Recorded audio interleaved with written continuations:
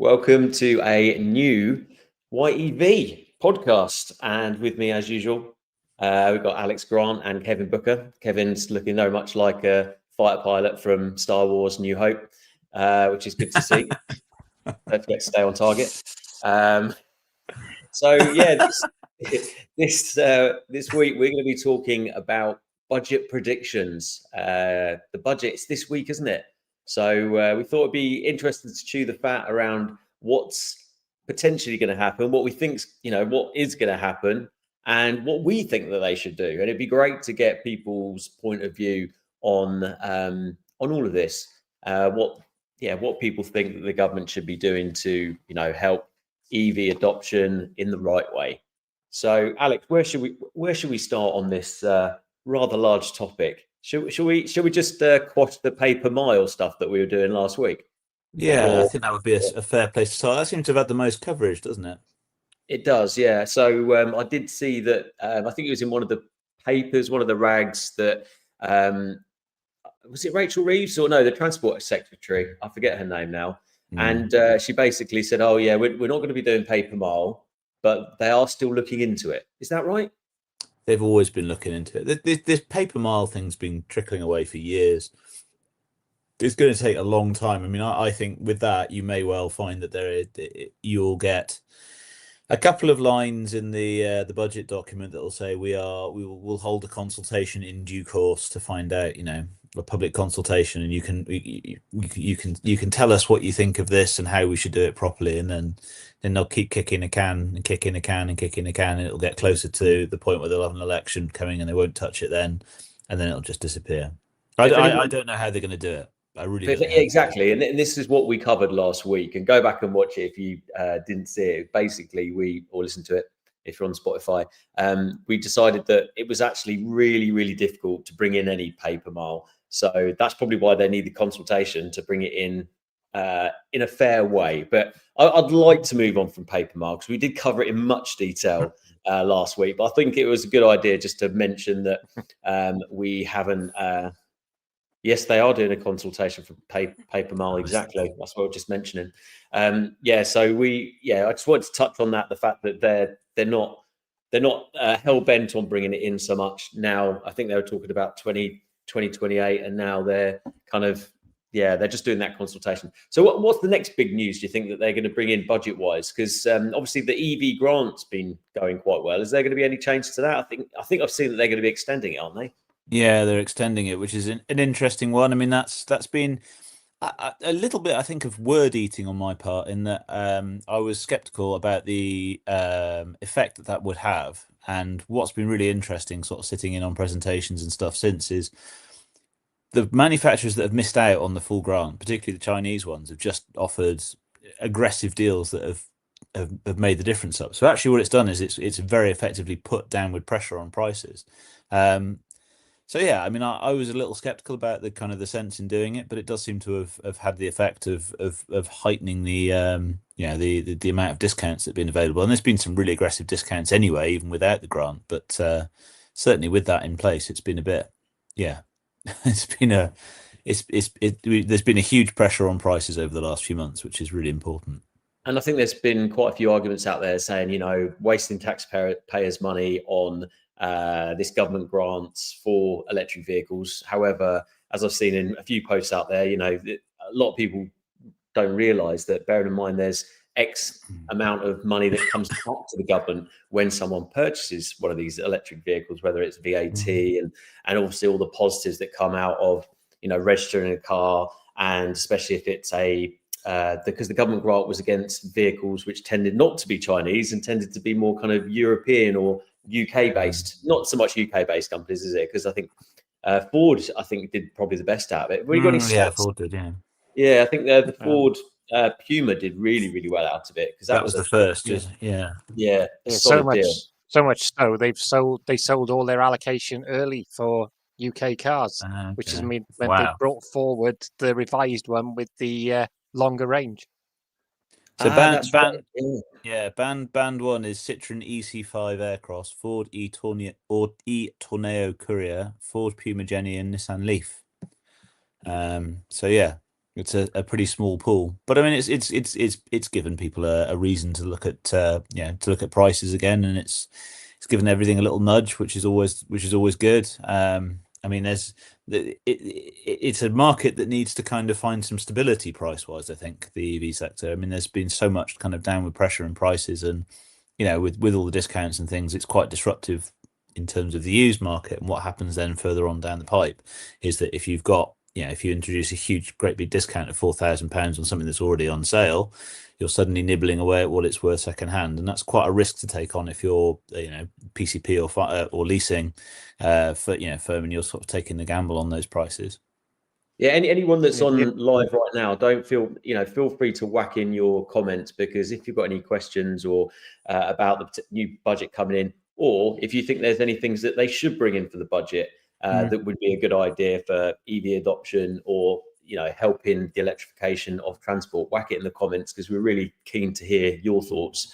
I mean, the EV grant and the paper mile, it's been touched on quite a lot. Is there anything that people aren't as aware of that might be happening in the new budget, Alex? So you got any kind of inside knowledge on that? No, I mean, there's been an awful lot of discussion to say about those two main points, and the other one that could be an issue. There are some discussions about salary sacrifice for pensions, and capping salary sacrifice, the amount of the value of the amount, the value of the salary sacrifice, the value of the benefit that you're getting by salary through your salary sacrifice scheme. It's targeted on pensions. I've seen some rumblings that it might be looking at things like trying to stop people going off and using that money to go and buy, several £1,000s worth of electric bicycle on cycle to work schemes. With EVs, the salary sacrifice in a nutshell, you for those who don't know, your employer will lease you a car. You'll pay for the monthly rentals out of your pre-tax salary. You're then taxed on the remaining salaries if it's income, and then you instead of paying tax on the amount of money that the monthly rental costs, it's valued based on like a company car tax type basis. So obviously you're paying that amount of money, but you're towards the monthly rentals, but then you're paying a very small amount in tax on top. So usually it's much cheaper than It's unlike the UK. It's unlike the British government not to tax us a large amount, isn't it? They've actually they're reducing the tax amount, which makes a change, since though they tax us on everything else while we're alive and then when we're dead. So it's actually quite refreshing, really. The issue that's had, I mean, those schemes are, if you look at all the figures, I mean, those schemes, salary sacrifice, because the system is capped at 75 grams per kilometre, basically all of the vehicles that go through that are, I mean, there's no real reason, unless you're getting really good discounts in terms of renting another vehicle, there's no reason for you to get anything else through it. You get the best discounts through, for getting an EV. What is quite interesting is that there was a report that came out about a year ago where they were talking about how this was a very imbalanced system, and something like 2/3 of the people who were on it were higher rate taxpayers and things like that. That holds some water. I mean, salary sacrifice 10 years ago used to be kind of, I'm going to pick a stereotype, but it was usually kind of lower paid earners, and it was enabling them to get a brand new car that they could use for work. So, if they were doing house calls, like district nurse or something, people like that, where they wouldn't necessarily have like a company car scheme, but they would be able to get something small, cheap to run around in, and they would get it at a good price. What it's now doing is generally speaking, it seems to be kind of funding not all, but because of the nature of the market, there have been a lot of people who've been getting really quite expensive cars through these schemes. So I'm not surprised that might be on the radar, and it would fit that might be something that they would look at. What do you think they'll do? Because I know that you've always preferred to suggest that they cap it at a total amount, like, I don't know, sub 40 grand or sub 50 grand EVs, rather than people going out there and buying Porsche Taycans and BMW i5s, what have you. Yeah, so I wouldn't cap it. I mean, the more you earn, the more you get taxed. The more you get taxed, the more tax you can potentially save, and the bigger the discounts you get on the schemes. So you get the best deals on EVs the more you earn, and obviously the more you earn, the more likely you are in general to have off-street parking and avoid like expensive public charges and stuff. So from that perspective, as I say, it does. I wouldn't cap it, as in I wouldn't say you can't access but I would have a kind of a sliding scheme in terms of the amount that the amount of discounts that you could get on it. I think that would probably work. Just introduces a little bit of a kind of rather than just enabling people who can already afford to go out and buy, probably can afford to go out and buy a brand new car to buy a slightly better new car. It means that you're then kind of targeting those benefits on lower earners as well. But the nature of the market where we are at the moment, we've had a number of kind of quite important, quite desirable, cheaper vehicles coming into the market. I mean, things like even like Dacia Spring and the what's the Hyundai called? I can't think what it's called. The little one that the Insta. That's it. I was thinking of the Casper because that's the ICE version they sell in Korea. You've got little vehicles like that coming on stream, which could work really well in a salary sacrifice environment. So that will naturally start to influence that market. But at the moment, I mean, it is a high end weighted market, and so there needs to be perhaps looking at ways to make that more attractive for lower income earners and slightly less advantageous for that really high income earners. So, and one of the biggest providers of that scheme is NHS Fleet Solutions as well. So they do a lot of salary sacrifice within the public sector. I mean, that does have a living wage check on it. So you can't pick a car that would push you below the living wage. Yes. Yeah. So that's the big issue, isn't it? Yeah. Yeah. Because if the more affordable EVs open those schemes up to loads and loads and loads more people. So if you were doing a personal financing, you could choose to push yourself below the living wage if you've got no other outgoings, but you can't on most of the salary. Yeah, because it's coming out of your gross income. Yeah. Yeah. I suppose it's like. Sorry, go on, mate. No, you go. No, I was going to say, so there's nothing yet officially that suggests that this is 100% going to happen, and a lot of it seems to be aimed on pensions. And I've seen some other bits, as I say, talking about bicycles, and actually, I think they would be quite brave to undermine a market that is almost exclusively EV and certainly plug-in hybrid as well, but mostly battery electric. That would be quite a short-sighted move. I think I've seen that. So you go, mate. Yeah, I think with the bicycles, I think one of the big things is people. I think we're using it to get multiple bicycles. So if you're and you're talking not like your little, couple of £100 bike. You're talking people were getting 9-10 grand like carbon fiber bikes on it. So because you could do it effectively tax free. But I mean, there's always a proviso on that, which is why I've never taken that scheme up, is you have to cycle to work. And I'm not prepared to cycle from Swansea to Brecon. So I see myself cycling all the way to Southampton from Northampton, Sheer. Not that would take a little while. I'd certainly be fit after it, that's for sure. Yeah, I think it's going to be interesting to see what they're going to do to tweak things. Not just to make them better, but also to maybe refine some of the stuff that they've done in the first place. So I'd be interested to see what they might be doing around tax for cars. Because obviously they brought in the road fund license tax for electric cars, blanket £195 pretty much, isn't it? Yeah. And it's over a certain amount of money under a certain age. Do you think they're going to make any changes to road tax for electric vehicles? I think it's going to go. Wait, hold your horses. Also, changing some of the diesel ones that I certainly get upset by, and I think some of the other listeners and watchers of this podcast get really annoyed the fact that there's diesels out there only paying £20-30. I think they'd be brave to do it because the ones at that end of the scale are at least 8 years old now.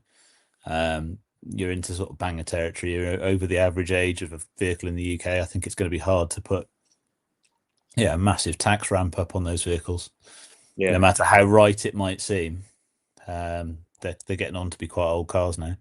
Can you answer Lewis Standing's one there about BRK rates? Where are we? Yes, the BRK rates. Yeah, what do they go up? So the EVs go up. They have a steeper curve by nature of the fact that they go up in 2 percentage point increases in the last 2 years to the end of the decade, so 2028 and 2029. But they're still significantly cheaper than the next band up, which is plug-in hybrids, which are going to be lumped together from 2028. When you say lumped together, like with other hybrids? So no, at the moment, if you're under 50 grams per kilometer CO2, you have a series of, I think, 8 bands where they're all based on your electric range. And we're getting down to the point now where some vehicles are actually able to get into the lower end of that scale. So they're not far off EVs. From 2028, they're removing that sliding scale. Anything between 1 and 50 grams per kilometer, which is most of your plug-in hybrids, apart from the few that are now being retested and going way above that figure, which is quite interesting to watch. There's an Autocar piece on that, I think, a few days ago. I'm sure it was Autocar. So we started to basically all of those overnight. The best performing ones in those will go from, like, I think 6% through to like 18% BIK overnight, which is quite a chunky rise. But even then, they're still significantly cheaper than anything else above those. So there's going to be a big, even when you get to 2020, when you get to 2030, obviously, yes, EVs will have had quite a large increase in tax, but equally they'll still be much lower than anything else. So I mean, I think it's inevitable we'll get the rises on those. People just need foresight and they need to stick to it. That's the main thing that they need to do, is kind of go, this is it, we're not going to change it. You will still get a discounted rate on these EVs for the next 5 years. Buy it, go and do it, get into it. The other thing to note as well is, do you think this will tempt more people into leasing their own car and coming out a company car? No, I think at the moment it's such, I mean, if you can get an EV on company car scheme, then it's a no-brainer. You just wouldn't bother getting a car through any other means. Same with salary sacrifice. I mean, salary sacrifice is such a crazy good scheme for getting an EV. Unless you're buying used, there's no real other way to get an EV as cheap as you'll get one on a salary sacrifice scheme, because you, generally speaking, not always, but you can generally speaking get not only low tax rates, it's not even the tax efficient way of doing it, because your employer saves on NI as well, the national insurance as well. So there's that. So there's advantages for an employer to offer this. But you also get bulk discounts in many cases. So if you're work for a big company and they're buying lots of company cars, and you just dob this onto the side of it, basically, it's not as simple as that. That's making it sound really, really easy when it's not. But you kind of add this onto the side of it, and you can then sometimes benefit from cheaper, bulk discounts that you wouldn't get as a private customer. Yeah. The other thing as well to note is on the road tax, it goes up with RPI, so it's likely to go up to 205 for electric cars from the next financial year. Yeah, wonderful. So it's the sort of positive news I wanted, Kev. The other thing as well with that is they're still kicking a can down the road with the expensive car supplement, which affects a huge percentage of EVs that are over the. So for your first 5 renewals, up to the point where the car is 6 years old, you will be paying an additional. First 5 years. So first 5 tax renewals. It's an extra 425 quid on top of the 195, and that will also go up with inflation. So that'll be more like 435, 440 next year. I can't see many people wanting to stomach that, because generally speaking, people are buying an electric car to save money. I would say that's the biggest part of changing to electric. I haven't got any data to support that, but it just kind of seems to make sense to me. So. Yeah, yes, and no. I mean, it's still in the grand scheme of things, it's kind of it's a couple of months of your lease payments, isn't it? It's not a huge expense. If you're as a private buyer, you'll probably feel it more. If you're leasing a car, it's probably rolled into the monthly costs anyway, and you don't necessarily notice it. But yeah, it is a chunk added onto the cost of the car. I remember the course if you have a car for 3 years. It's going to be adding at least 1,200 quid onto the cost of the vehicle, isn't it? And that's not small change. The issue is when you've got vehicles where the petrol or diesel or hybrid version is under 40,000 and the electric one is over that threshold, and then you've got this crazy situation where it's cheaper to tax the same car when it's not a plug-in hybrid or an electric car, which just feels to me to be completely wrong-headed. And there's been quite a few cases of that with plug-in hybrids for years, and then now you've also got that issue with certain EVs. I'd have to go and check to remember which did, because a lot of them have been nudged under the 40 grand mark to kind of avoid that situation. It's not. It just feels really wrong-headed to kind of disincentivize somebody, because you've got to save quite a lot of money on fuel to kind of start to pay back some of those costs, haven't you? It's adding another chunk on top of it. I had a little look at the ChatGPT data, and it did suggest that actually the strongest reason to change to EV, 35%, because it was for environmental concerns. However you want to see that. 31% was fuel prices. 27% was rising penalties on internal combustion engines. So maybe I wasn't quite right. It generally leads to, I think most people now that I speak to are going for electric because of cost. I think the early adopters are probably more so the environment. But sorry, Kev, what were you going to say? Yeah, I mean, the other thing I've heard whispers of, I don't know if it's going to happen, is that they are going to tweak the Motability scheme. They're going to put a cap on the type of vehicles that you can get on it, because there's a perceived, whether it's true or not, a perceived thing that possibly £80,000-90,000 Mercedes shouldn't be on the scheme. But I mean, I don't know if they'll do that. I mean, again, it's a brave government that does anything around those sort of things. So, and there could be a requirement for someone who has a big vehicle. If they've got a range of disabilities, they might need a big SUV that can, be wheelchair adapted. So it'll be interesting to see if they do anything on that as well. You might know the answer to this, Alex, and then I'd better dig into the comment, but this really interests me. What was the kind of catalyst for so many Motability registrations? Because it didn't used to be as big as it was. I mean, did they throw the net out that much further in terms of ranges of disabilities, in terms of who could take advantage of one? What was the catalyst there? When did that change? Because it does seem to be it's big, there's a lot of Motability cars out there now. I'd be honest, I'd be guessing. It's not a topic I've covered in huge amounts of detail, so I'm not sure. But yeah, I mean, I know it's the UK's biggest fleet, isn't it, Motability? Yeah. And you would think by far. Yeah. Oh yeah. I mean, I've seen quite a few interesting job roles go for Motability around EV recently, which kind of backs up what Kev and yourself was talking about. But it'd be really interesting to know when that switch happened, because it does seem to be that I think that the barrier to get a Motability car has lessened quite a bit over the years. Well, certainly a number of years ago, hence why it's the biggest fleet now. But let me dive into the comments. There's quite a few in here. So Fox, thanks for coming, mate.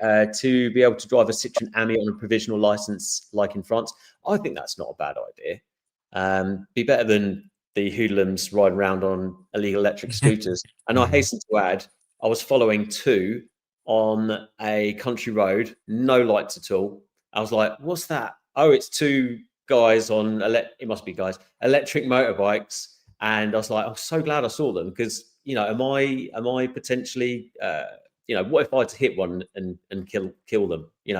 Who's liable then? I don't know. I'm interested to know in the comments, any lawyers out there.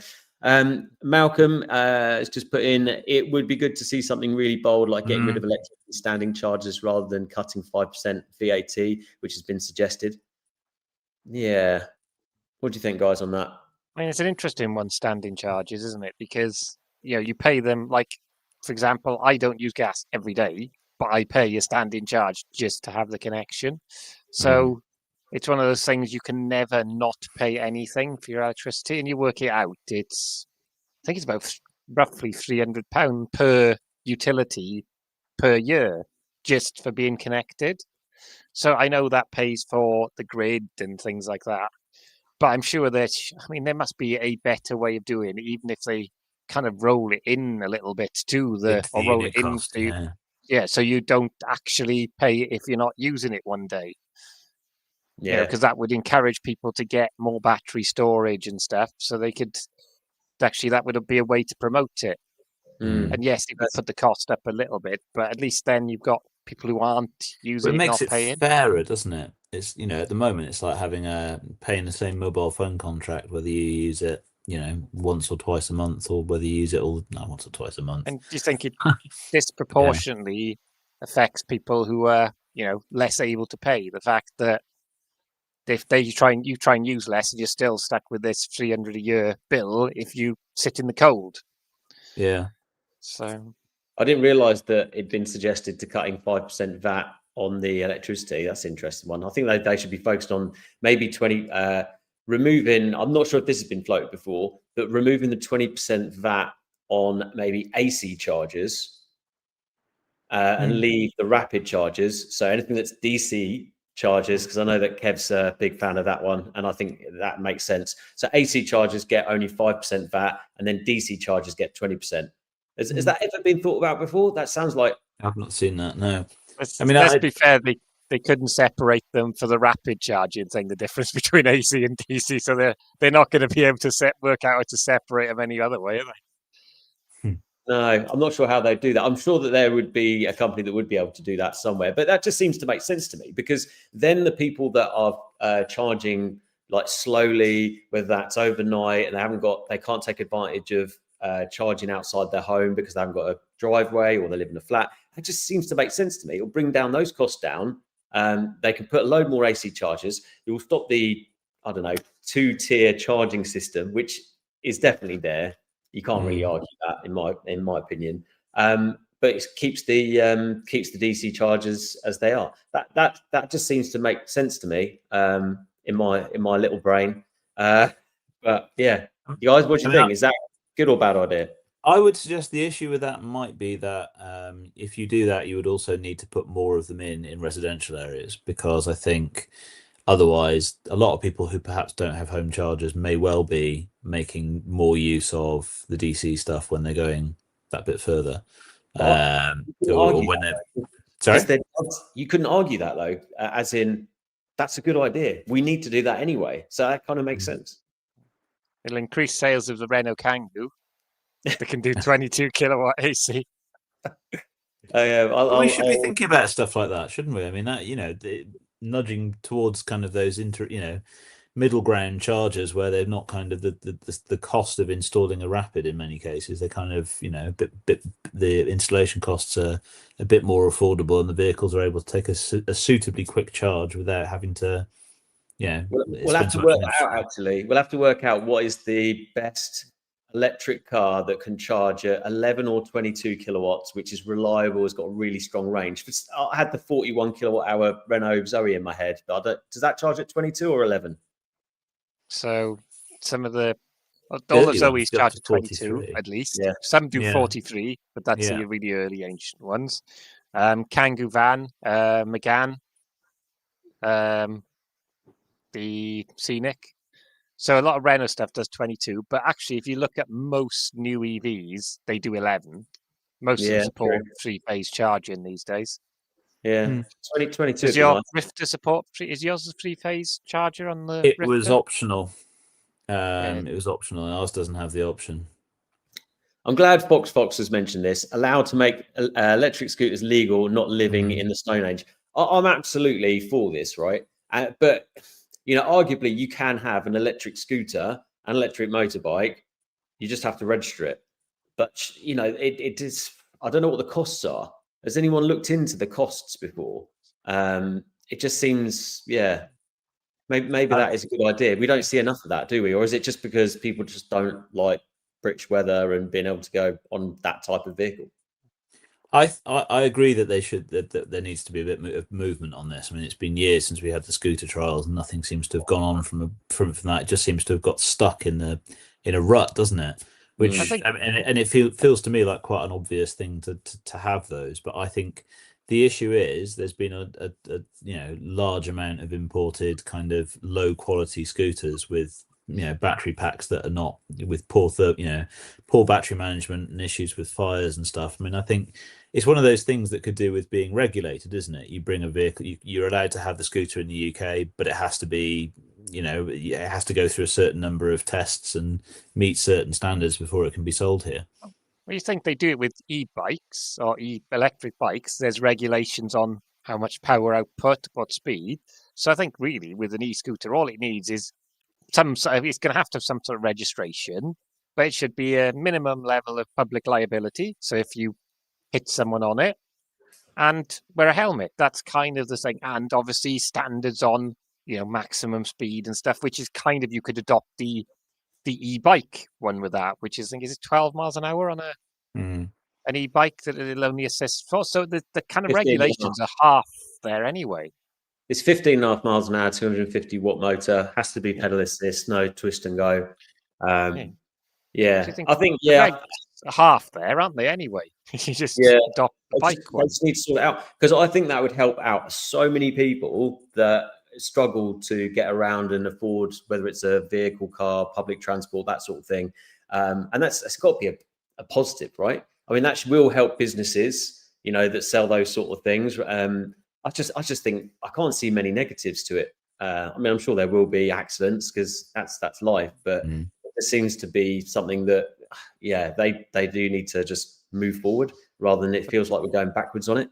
But the main thing is with the scooter rentals is there's a public liability cover there, isn't there? And that's kind of what you need, because if you do hit someone, I mean, you could argue that possibly for the number of cyclists that there should be some sort of minimum level of coverage, because there have been some quite recent cases where people have been injured or killed by cyclists going through red lights and things like that.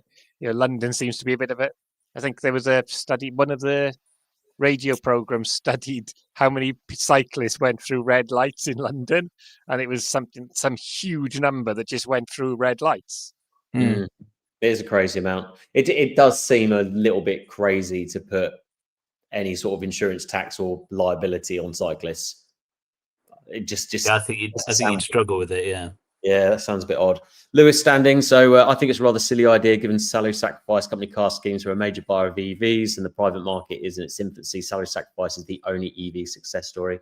I'd say there's probably a few more than that. So why would you kill it, unless using the money to give all EVs VAT-free purchases under 50k, for example, what Norway do now? Oh, I didn't know that. Interesting. To be fair, salary sacrifice is growing quickly, but it is still a relatively small volume compared to the traditional company car stuff, which is certainly, in terms of being a majority EV market, the salary sacrifice is streets ahead because of the nature of what it is. But actually, in terms of like actual volume, it's still relatively low compared to the traditional company car market. And it does limit you.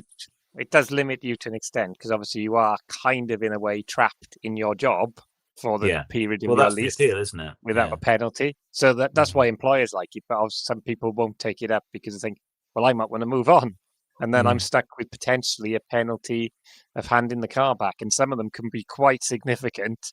Really? The cost to hand your EV back early. What sort of costs are they, Kev? Some can be 50% of the lease. Not the lease, but the remaining payment. So in year one, there's usually a tiered thing. Yeah. So it depends on how far you are in it. But if you need to get out of it in year one, it can be a significant cost to you. Yeah, I mean, I've had company cars years and years and years, and then I just like to have my own car. Just love it. You don't have to worry about, if something happens, down to you. It's just. And that's the one thing people don't always think about with a salary sacrifice scheme is what their position is if they're made redundant. Because some of those things can apply if you're made redundant, that you have to get out of your car. So you could be made redundant and then have to pay like 50% of your lease balance to give your car back. To be fair, I think it's quite common for certainly larger employers to have a contingency plan in place for things like, because long-term sick can affect your income and push you under that minimum wage bracket, which can then affect your eligibility for, if you're quite a low earner, it can affect your eligibility as well. So I mean, that you can have contingency plans put in place if you, for example, if you use some of the savings that you were getting as an employer to have as a backup plan to make sure that you had something there to cover to provide that insurance basically on it. So I agree. It's not a market that I would want to be fiddling with too much, but I do think having some kind of a ramp in terms of, how much you get back. So as I say, to avoid having people going off and buying £100,000 heavily subsidised cars, I think is hard to justify at the moment. America's put cutting 20% VAT on public charging would be helpful. We've got another can that gets kicked down the road, isn't it? It keeps going round and round.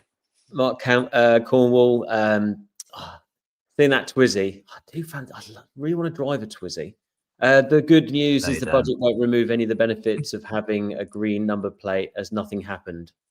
Yeah. I seen that Twizy there though. The Twizy did do 60 miles an hour, didn't they? Because there were two versions of it. There was like the slow version, which is the AMI equivalent, and there was a Twizy that would do 60 miles an hour. There was a high power as well. You can actually remap them. I thought it was the other way around. I thought that we got the higher powered version in the UK, but we didn't get the lower powered version because there wasn't a tax class to enable younger people to drive it. I thought it was the other way around. I didn't think there was a more powerful version apart from there was like an F1 Twizy. Do you remember that? Yeah, I would imagine the steering was very heavy on that with no power steering, those big fat wheels. Yeah. I like that the Twizy exists, but when I drove one, I was a bit kind of like, no. I'll tell you what I've driven that was scary as hell. What's the one that leans? Oh, yeah. Carver. Yeah. Carver. I drove that and I found that the steering was really direct and it was a bit slow. Other than that, it was pretty cool. But I kind of understand why they didn't actually sell that many. Fox has just put, talking about gas prices, it's way cheaper than electric. I checked my Octopus smart meter and it's a lot cheaper than electric, probably just me. Well, funnily enough, me and Alex were talking about electricity and gas before we came on because mine is actually coming up for renewal. And for some reason, Octopus still seems more expensive than E.ON than me, for me, and what we do for gas and electric. But yeah. Well, actually, speaking of gas and electric, one indirect way that they could support it is by reforming the way that you pay for your energy. I mean, unhooking us from gas prices in terms of... So, again, I need to do this in a nutshell just in case people don't understand it. But basically, you get people talking about electricity costs and kind of the influence of renewables. Generally speaking, if you can get 100% renewable energy supply, it's very cheap. The trouble is that it obviously fluctuates and so on. Then sometimes you need to substitute it with a bit of fossil fuel on top, usually gas. Gas price then sets the bar for what everyone pays. So even if you're generating using a renewable electricity, you still sell it at the gas rates into the wholesale mix. So every time we lean on the gas supply, to gas powered power stations, the energy prices go through the roof. So one indirect way to support EVs would be actually to reform what unfortunately is the kind of global standard really for wholesale energy prices. Unfortunately, that's been kicked down the road as well. There's so many cans down at the end of this road, mate. Oh, I know, right? They're rolling and rolling and rolling. They're stacking up, mate. They are stacking up. Plus, what if we took the hundreds and thousands of tons of food we throw to landfill? Could we put a massive distillery with sugar and yeast, make ethanol plus, and no landfill? That's a very good point. A very good point indeed. Well, a lot of local authorities do collect food waste now, don't they? And you can't put it in your normal. I mean, Swansea, for example, you can't put food waste in your normal bins. They'll fine you for it. So that does go to, so it does go to one of those waste to energy plants. I'm guessing it's basically an anaerobic digester, isn't it? It goes to somewhere. This has been annoying me for a while because we've been really good, separating soft plastics, recycling the normal stuff, and then we've got food bin. But it just feels that they could be doing so much more. But I know that there's added costs to it. But yeah, I'm not sure. I know we're talking about more of a car-based podcast here, but yeah, it's actually quite nice to hear that people are fined if they don't do it right, because it seems like they just don't give a toss. Because most people think everything's just going to be burned, because you get these leaks from different areas, whether it's your mate Dave or something that's maybe slightly more a better source of information, and you just think, why am I bothered doing all this if it's just going to be burned anyway? And my stepson worked at a recycling plant, and he said, even a slight bit of soiling on the recycling, it just gets burnt. Everything's burnt. So yeah, I was just like, wow, okay, from the horse's mouth, so to speak. Not that my stepson's a horse, but there we go. There we go. Yeah. So make all MPs and ministers to swap to EV or bicycle. Absolutely. I completely agree. Speaking of MPs and ministers, there's one thing that I really hate, which gets bandied about it. The charges in Westminster, that loads of people keep flagging that they've banned EV charging. If you look at the report, they've just taken them out to replace them with different chargers. It's not that they've taken them out because chargers were quite early and they're old and technology's moved on. The same as, you can have array charging and load balancing now, back when they fitted. But so many people are flagging that as the fact they've banned EVs from charging in Westminster because of the fire risk. It's not. They've just set up to upgrade their charging infrastructure. I think a better point to make is maybe that they would make better decisions on EV taxing if they actually drove them. Because there was one that did drive there was one that did drive an EV, wasn't there? I think the last government, just the one. But their transport minister did actually drive Model 3. Yeah, I can't remember his name though. Good lad.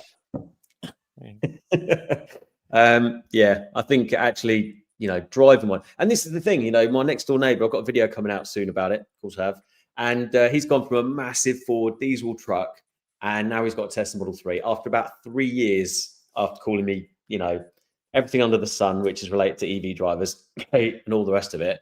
And now he's got his Tesla. He absolutely loves it. And when it locks, it says, "So long, gay boy." And, he loves it. So that video is coming up soon. But yeah, it just goes to show and also his wife loves it as well, more so than their diesel car. And they're like, "Oh, I wish we'd changed sooner." It's just getting people in it. People hear this story all the time. They've got a driveway, so it suits them. But yeah, I think we've heard that story many times over, haven't we? Everyday Life 621. I think that's your first comment, mate. Thanks for joining us. Strategy is 100% electric in the next 5 to 10 years. Doubt we'll see any change in budget, maybe even more on fuel tax. I think you're right. Actually, that's the one thing I think we will see is the return of the fuel duty escalator. Yeah. I think that's been frozen for such a long time that they'll do more of a stick rather than give EV drivers. Come down. Petrol and diesel prices have come down, haven't they? It's like 40%, I think I was reading the other day, since Sunak froze it last, which was really interesting. So absolutely, I think petrol and diesel does need to go up. How much though? 10p? That'll do, wouldn't it? I think it'll be a difficult one to push through at that level. I think it's probably more likely to go back up to the standard 5, isn't it? But I mean, they probably, if either that or they'll remove the freeze, and just as you say, they'll have it keep on increasing, but from a level where it is now. I mean, go on, sorry. That was an RPI uplift, wasn't it? I think it used to be the fuel duty. Yeah. I mean, actually, on RPI and CPI, there is something that not entirely car related, but renewables related. They're trying to look at the feed-in tariff and changing that to the lower figure now. So if you signed a contract for FIT, it's actually this on for consultation now, where the two choices are basically you have to accept a lower payment than what was agreed on your FIT tariff. So they're going to put the inflationary increase down. So it's not being publicized much, but it's actually out to consultation at the moment. So if you have renewables, there's the potential that your increases could go down by the lower increase of inflation is one of the options, or they freeze it and it doesn't go up at all until it matches at the RPI rate. So it's an interesting thing because a lot of people signed that contract for that thing and they was agreed. So they based their calculations and everything on that payback, and that's not necessarily going to happen anymore. But it's just so hopefully they'll do something like that. But I think it's to happen anyway now. Yeah, everyday life, I agree. There's not that huge amount of difference. I'm like Lewis. We have NHS lease solutions. 4 drivers is perfect if you have teenage daughters driving. Twizzy does 52 officially. Wow, that's faster than the army. Yeah, I bet that's a lot of fun. It really amused me. Video that I did years ago. It was like one of the first, not the first, but one of the first EV track days at Landau in South Wales, near these chaps. and there was a Twizzly going around the track. It was RS. I always say RS Simmons. R Simmons brought it down along with a Taycan and something else. I think R Simmons, they had that special day of high mileage Teslas. I think it was yesterday. I couldn't make it because we had a family thing. But did anyone go to that? I should have checked X to see what was going on there. See if there was any interesting. How many 200,000 mile plus EVs turned up? Just in potatoes alone, it's 750,000 tons per year, which would make a great fuel. Or some good vodka, probably. Yeah, fair.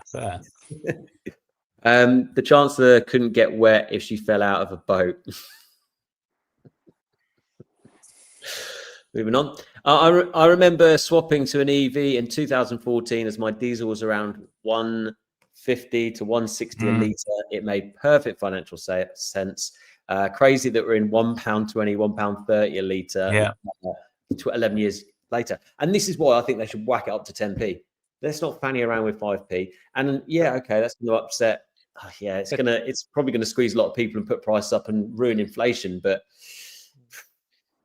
do you remember when fuel protests were, what it was at then? And what the fuel protests were about? £1.70? No, that was actually the fuel protests were when it was going to cross the £1 mark a litre. If you remember, they had to upgrade a load of fuel pumps because most of them only did 3 digits.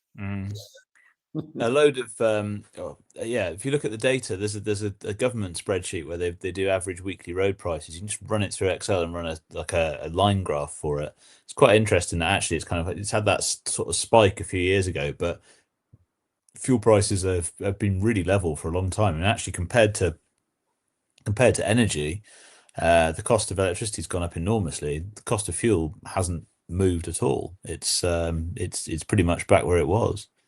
No, definitely. Yeah. So I think I might have mentioned a couple of episodes ago that Nigel Farage, his focus when I watched the budget and stuff, not that I'm going to swing any particular way politically right now, he was suggesting it's all about bringing that cost of electricity down. He was going to scrap all the net zero stuff, but he's going to bring the cost of electricity down, which, was going to help businesses and all the rest of it. It would certainly help the electrification of transport as well. You bring that electricity cost down. And if fuel prices are going up, you'd see a lot more fleets change to electric if they can. But, and I'm sure we'll touch on this at some point. I think HGV space is ripe for electrification at the moment. Most of the vehicles go back to the depot where they can potentially charge cheaply or cheaper, especially if the electricity price is coming down. And I'm sure that there's a very large percentage of HGVs that could electrify on certain routes. There's obviously quite a few HGVs that go really long distance, but they can stop on their 45-minute break, get a top up and keep going again. I mean, it's case by case, but it does feel that petrol and diesel, it is time for it to go up in price. It's just really unfortunate that, everyone is struggling in at the moment. So it's going to put even more of a burden on, but it'd be interesting to see what they do there. My dad's just popped in there, but I understand that Rachel Reeves is concerned with the disparity between those who have driveways to charge their cars and those who live in cheaper housing with on-street parking. Well, she really should, because if they're putting in anything to do with EVs in the budget, that has to be understood, because it's so glaringly obvious that is a massive disparity. Two-tier charging is the only thing I fear with that is what will likely happen is they'll put it up for those with driveways. Yeah, that's the easiest solution. The fairest solution they'll see is that it needs to be normalized, so there shouldn't be an advantage for someone with a driveway, because at the moment the narrative is that the people who have EVs and driveways are generally more wealthy, so you'd be criticized less if you did it that way than did it the other way, potentially. So then you got to think that will probably turn off most people to EV and it will just grind to a halt. Yeah, but I think doesn't mean they won't do it. Yeah, if you think, because you've got to remember, as we've said, it's a lot of these people, London-based, they don't drive at all, let alone an EV or a petrol car. So it's hard to be in touch with those people in rural areas when you don't, when you think, if you go to London, you get on a tube. You don't, I mean, how many of you would think, oh, I'm going to have a lovely drive in the centre of London? You wouldn't. No. So that's the problem, being like city-centric. They forget about the rural areas. Yeah. Oh, and the whale in the room, I've sold my Tesla as felt it really let down by the company. Oh, that's a shame. Well, I bought a Skoda diesel manual the other day. Oh, what one did you buy? It was a Skoda Superb Estate SEL, factory tow bar, 120,000 miles, full Skoda history, and dealer fit tow bar, and already sold it. Happy days. Do they have the umbrella? Yes, they do. The Superb does have the umbrella in the door then. Oh yes, and the Passat now has the umbrella as well. If you buy the new Passat, because it's very, very, very close to the Superb, it's basically the other way around. But Superbs have traditionally been extended Passats. The new Passat is very, very similar to the Superb, and it's actually got umbrellas in the door. You can't forget about the ice scraper behind the petrol cap, though. Yeah. Very important. Had both of those things. Lovely car, actually. Other than the fact it's the manual, really. Good retrofit. Yeah. I remember having a brown. It was a brown on brown Skoda. It was a Skoda Superb Estate. Lauren and Clement. Lovely car that was. So I thought I'd just throw some balance in here because it all felt a little bit EV. I thought, you know what, I'm just going to throw it out there. Well, I mean, different times, and that was 2015. That was just before Dieselgate broke when I last had one of those in. I had one of those in a Mazda MX-5, and I remember thinking that's actually not a bad double car driveway. Something fun and something ultra practical. But yeah, well, that was a 2018 manual diesel, 120,000 miles, and it's still like £7,500-8,000 worth of car, which it's crazy. But it does seem like I've been looking at electric car pricing a lot more recently, and Teslas just don't seem to be going less than 10 grand again. They're just, and Fiat 500s have done the similar sort of thing. There's quite a few. Mikey and No Cap, I think that's your first comment. Assume umbrella there to keep you dry when pushing it. It's not like the old Skodas, mate. Come on, these are pretty much Skodas are better than VWs these days. Let's be honest. There was another one that Dean popped in. I need an estate in my life. ID7 Tourer for me next, hopefully. Ooh, it is very good. I know we're getting towards the end, but we seem to be going a bit estate heavy at the moment. So let's have a little chat about what's our favourite estate car, and everyone can whack it in their comments. Whether it's petrol, diesel, electric.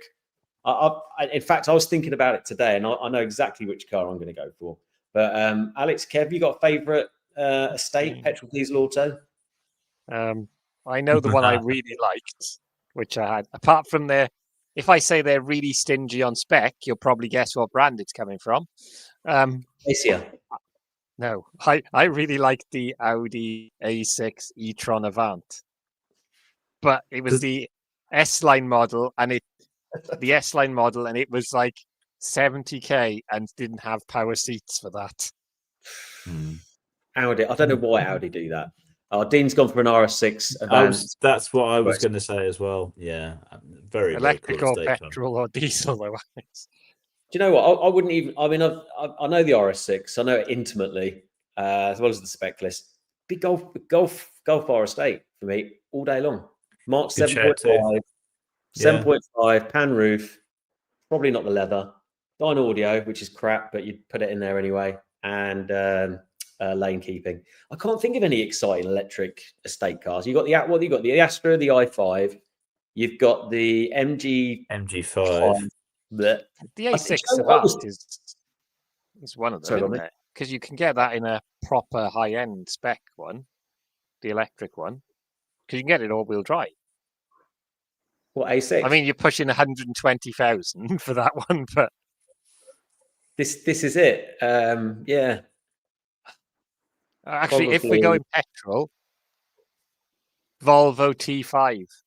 Oh, T5 T5 estate. Yeah.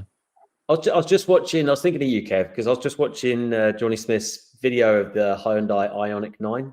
It's actually a lot nicer than I thought it was. Like the exterior in the video, it's a lovely looking car. That I always thought it was not as good looking as the EV9, but it's just very different, isn't it?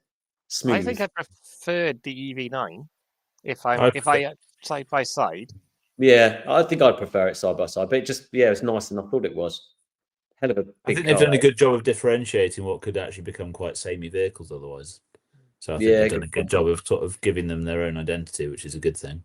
I mean, if I was really picky on it, I'd say EV9 exterior, Ioniq 9 interior. Really? I think the interior is better on the Ioniq 9. You prefer the EV9 interior? No, the EV9 exterior and the Ioniq 9 interior. Why do you prefer the Ioniq 9 interior? It felt a bit more premium. Okay, interesting. Just more soft touch stuff. Okay. I inside now, I really like the EV9, but I've not done the Ioniq 9 yet. My dad's gone for his old Volvo 740 estate. I remember sitting in the middle and the back of that with the lap belt. Obviously, I was the least loved child with the least safety. That was a tank of a thing, that thing. I'm surprised you didn't say your V40 with a 1.8 Mitsubishi engine, Dad. Peugeot E308 SW. Nice. See, they do look quite angry, the 308, doesn't it? I think it looks a more aggressive look than the Astra that's based on, or the Astra's based on the 308, whichever way it is they share, don't they, a lot? Yeah, of course. I never think that Peugeot and Vauxhall are the same sort of thing, but of course they are these days. Mercedes CLA Estate Electric coming soon. Interesting. I tell you what, I don't know if anyone noticed it, but I think Mercedes did something very, very clever. Their last video had some lovely females in it, which, that's a tick. Second of all, good job there's no females that watch this channel there. And then second of all, they had all three powertrains. So they had hybrid, they had electric, and they had whatever the ICE one was. And and then they had them all three at the lights, and they're like kind of racing each other, but not like racing each other. And I thought that was really clever. And it kind of harked back to the Ioniq. I've got another story. Harked back to the Hyundai Ioniq when they did the, this is the hybrid, they did a plug-in hybrid, didn't they? And electric. Yeah. Which I think is great. It's just like, look, guys, we do everything. It's your choice. I just love that. And that just reminded me that we went for a curry Saturday night, and you'll never guess what hybrid the taxi driver picked us up in. And it wasn't a Prius. Get your comments in. What do you think it was? Hybrid car that wasn't a Prius. What did the taxi driver pick us up in? I'll make it a bit easier. It wasn't a Toyota. Oh, it's going to be the Ioniq hybrid, isn't it? Nope. Oh. It's a bit of a rarity. I was quite impressed. Everyone's left the chat now, so no one cares. It was a Honda. It was a Honda Insight. Oh. Yeah. No, that's not something you hear about every day. Still. It done 306,000 miles. Yeah, I can believe that. Yeah. It's pretty impressive. Yeah, you were close, guys. Yeah, funnily enough, he did say that he wanted an Ioniq hybrid for his next car when the Honda went dead. I can't remember what year it was. I think it was like a 2003, maybe. They were really expensive cars when they first came out because it had the digital dial in the middle and then like the speed at the top. I just thought it was quite interesting. As soon as the car turned up, I was like, oh my God, it's a Honda Insight. And everyone was looking at me like I'm some sort of sad car guy. Obviously.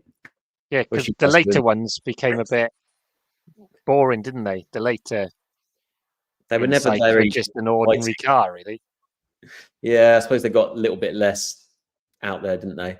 I suppose it's 9 o'clock, so we better finish up, guys. But if let's just talk about what we did last week, what we did this week. So, yeah, end of last week had a very exciting event at Zemo Partnership, talking on stage on a round table with DHL, Gregory Group, and Welsh Water with Jill Knowles, which was really good. There's some other really interesting people on stage there, like Josh Spencer of DAF, who's got great experience in electric.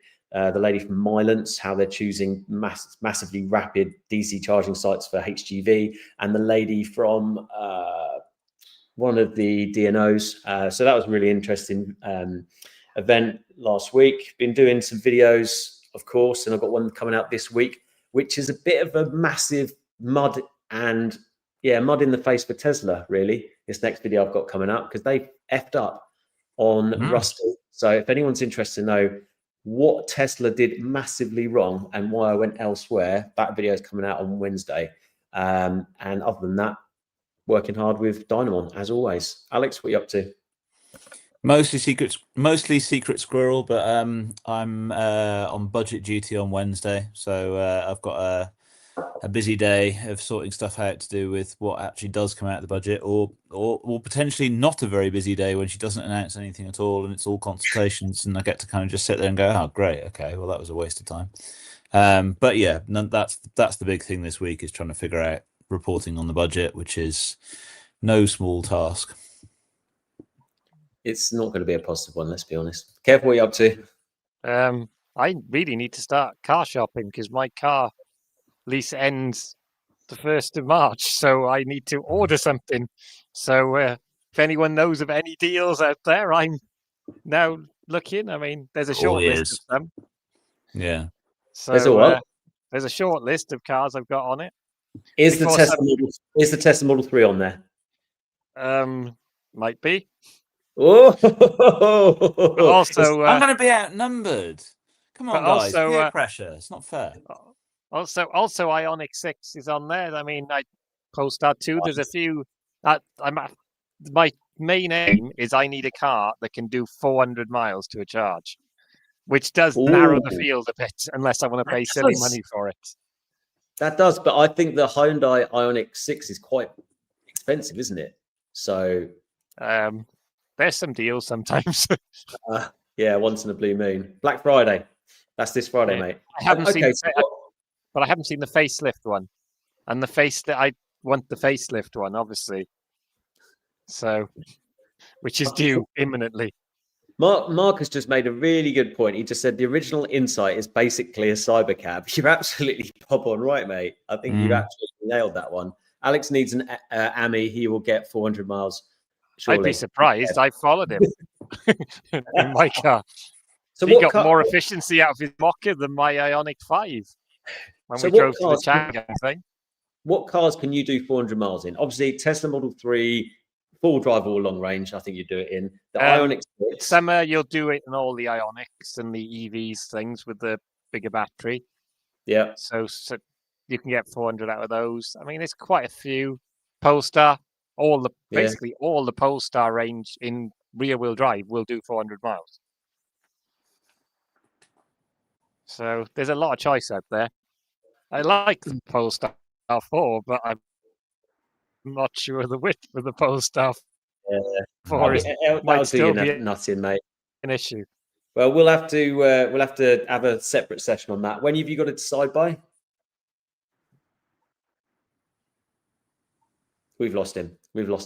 So, guys, thank you very much for commenting. Thanks for being part of the chat. We're going to be talking about the real budget next week. So it'll be interesting to see how Rachel from accounts is going to let us down. So thanks everyone for contributing. Thanks, Alex. Thanks, Kevin. And we'll see you next time